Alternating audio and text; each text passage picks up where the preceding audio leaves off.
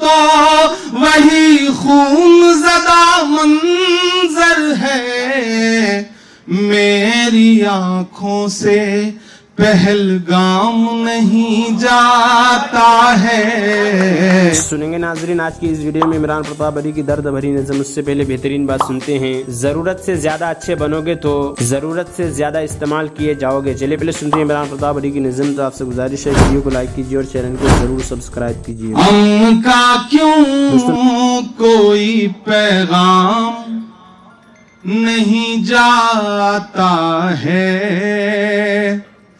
امن کا کیوں کوئی پیغام نہیں جاتا ہے، نفرتوں پر کوئی الزام نہیں جاتا ہے، نفرتوں پر کوئی الزام نہیں جاتا ہے، آنکھ موندوں تو وہی خون زدہ منظر ہے، آنکھ موندوں تو وہی خون زدہ منظر ہے، میری آنکھوں سے پہلگام نہیں جاتا ہے، میری آنکھوں سے پہلگام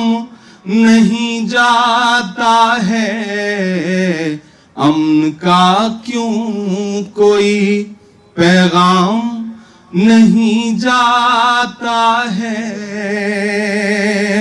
بہت شکریہ، یہ دل سے جڑے ہوئے مصرے تھے، چونکہ اس پچھلے ایک ہفتے سے ہم سب اس درد سے گزر رہے ہیں۔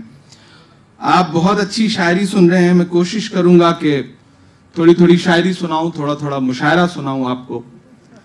ادھر بائیں طرف جو ہمارے ساتھی بیٹھے ہیں، ادھر دائیں طرف اور سامنے، اور خصوصی طور پر جو ادھر ہماری مائیں بہنیں بیٹھی ہیں، انہوں نے مشاعرے کو بہت زندہ رکھا ہوا ہے۔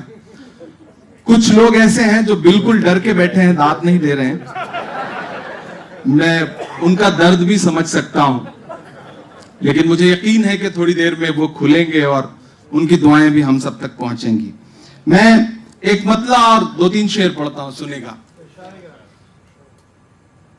جیت کا سب خمار جاتا ہے، جیت کا سب خمار جاتا ہے، جیت کا سب خمار جاتا ہے، وقت نشہ اتار جاتا ہے، وقت نشہ اتار جاتا ہے، اور جان جاتی ہے سچ اگر بولوں، جان جاتی ہے سچ اگر بولوں، جان جاتی ہے سچ اگر بولوں، چپ رہوں تو وقار جاتا ہے، چپ رہوں وقار جاتا ہے، جان جاتی ہے سچ اگر بولوں، چپ رہوں تو وقار جاتا ہے، اور آئے گا میرا خون نہیں جاتا۔ دنیا کے تمام ملک، تمام جگہیں، تمام منظر آپ کی آنکھوں میں آئیں گے۔ میں یہ شعر پڑھتا ہوں۔ سننے کے بعد آپ اپنی رائے میں کیا کرنا چاہتے ہیں وہ نیچے کمنٹ باکس میں ضرور بتائیں۔ آئیے دوستو منتخبات اس کتاب سے کچھ احادیث سنتے ہیں۔ حضرت عبداللہ بن ابی اوفا رضی اللہ عنہما فرماتے ہیں کہ رسول اللہ صلی اللہ علیہ وسلم ہمارے پاس تشریف لائے اور ارشاد فرمایا، جس شخص کو کوئی بھی ضرورت پیش آئے جس کا تعلق اللہ تعالیٰ سے ہو یا مخلوق میں سے ہو، تو کسی کو چاہیے کہ وہ وضو کرے، پھر 2 رکعت نماز پڑھے، پھر اس طرح دعا کرے، لا الہ الا اللہ الحلیم الکریم، سبحان اللہ رب العرش العظیم، الحمدللہ رب العالمین، اللہم انی اسألوک موجبات رحمتک وعزائم مغفرتک والغنیمت من کل بر والسلامت من کل اثم۔ ترجمہ: اللہ تعالیٰ کے سوا کوئی معبود نہیں، وہ بڑے حلم والے اور بڑے کریم ہیں۔ اللہ تعالیٰ ہر عیب سے پاک ہیں، عرش عظیم کے مالک ہیں۔ سب تعریفیں اللہ تعالیٰ کے لیے ہیں جو تمام جہانوں کے رب ہیں۔ یا اللہ، میں آپ سے ان تمام چیزوں کا سوال کرتا ہوں جو آپ کی رحمت کو نازل کرنے والی ہے اور جن سے آپ کا مغفرت فرمانا یقینی ہو جاتا ہے۔ میں آپ سے ہر نیکی میں سے حصہ لینے کا اور ہر گناہ سے محفوظ رہنے کا سوال کرتا ہوں۔ میں آپ سے اس بات کا بھی سوال کرتا ہوں کہ آپ میرا کوئی گناہ باقی نہ چھوڑیے جس کو آپ بخش نہ دیں، اور نہ کوئی فکر جسے آپ دور نہ فرما دے، اور نہ ہی کوئی ضرورت باقی چھوڑ دیجیے جس میں آپ کی رضامندی ہو جسے آپ میرے لیے پورا نہ فرمائیں۔ اس کے دعا کے بعد اللہ تعالیٰ سے دنیا و آخرت کے بارے میں جو چاہے مانگے اسے ملے گا۔ حضرت ابو بکر رضی اللہ عنہ سے روایت ہے کہ رسول اللہ صلی اللہ علیہ وسلم کے زمانہ میں سورج گرہن ہوا۔ آپ اپنی چادر گھسیٹتے ہوئے تیزی سے مسجد پہنچے۔ صحابہ رضی اللہ عنہم آپ کے پاس جمع ہو گئے۔ آپ صلی اللہ علیہ وسلم نے انہیں 2 رکعت نماز پڑھائی اور گرہن بھی ختم ہو گیا۔ اس کے بعد آپ صلی اللہ علیہ وسلم نے ارشاد فرمایا، سورج گرہن اور چاند اللہ تعالیٰ کی نشانیوں میں سے 2 نشانیاں ہیں۔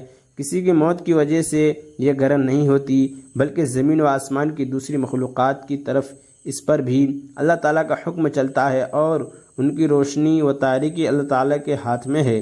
اس لیے جب سورج اور چاند گرہن ہوں تو اس وقت تک نماز اور دعا میں مشغول رہو جب تک ان کا گرہن ختم نہ ہو جائے، کیونکہ رسول اللہ صلی اللہ علیہ وسلم کے صاحبزادے حضرت ابراہیم علیہ السلام کی وفات اسی دن ہوئی تھی، اور بعض لوگ یہ کہنے لگے تھے کہ گرہن ان کی موت کی وجہ سے ہوا ہے، اس لیے یہ بات رسول اللہ صلی اللہ علیہ وسلم ارشاد فرمائی۔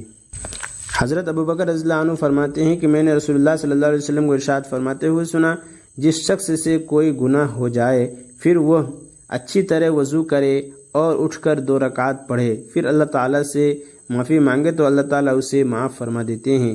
اس کے بعد آپ صلی اللہ علیہ وسلم نے یہ آیت تلاوت فرمائی، والذین اذا فعلوا فاحشۃ او ظلموا انفسهم، ترجمہ: اور وہ بندے جن کا حال یہ ہے کہ جب ان سے کوئی گناہ ہو جاتا ہے یا کوئی برا کام کر کے وہ اپنے اوپر ظلم کر بیٹھتے ہیں تو جلد ہی انہیں اللہ تعالیٰ یاد آ جاتے ہیں، پھر وہ اللہ تعالیٰ سے اپنے گناہوں کی معافی کی طالب ہوتے ہیں۔ اور بات بھی یہ ہے کہ سوائے اللہ تعالیٰ کے کون گناہوں کو معاف کر سکتا ہے، اور برے کام پر وہ اڑتے نہیں، اور وہ یقین رکھتے ہیں کہ توبہ سے گناہ معاف ہو جاتے ہیں۔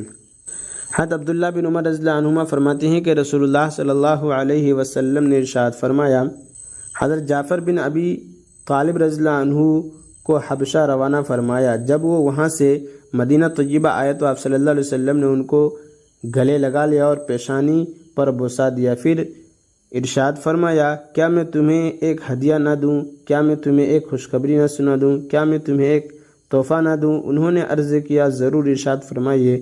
پھر آپ صلی اللہ علیہ وسلم نے انہیں صلاۃ التسبیح کی فضیلت بیان فرمائی۔